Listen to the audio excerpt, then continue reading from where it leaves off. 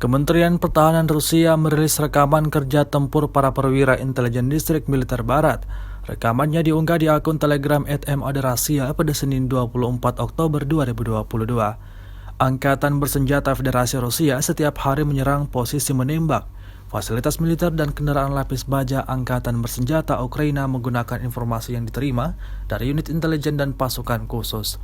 Tampak tentara dari pasukan khusus yang melakukan tugas operasi militer khusus mempersiapkan serangannya dengan mengandalkan sebuah drone. Terlihat drone tersebut dipasangi granat yang dimana akan dilemparkan tepat pada sebuah bangunan yang diduga markas pasukan Ukraina.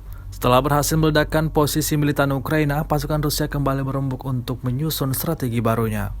Sejauh ini selama invasi berlangsung, Rusia secara total melaporkan 325 pesawat Ukraina, 162 helikopter dan 2.323 kendaraan udara tak berawak, serta sistem rudal anti pesawat dieliminir oleh pasukan Vladimir Putin.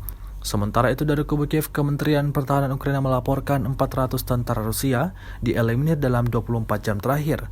Total 67.470 prajurit Federasi Rusia meninggal sejak awal konflik hingga hari ke-242.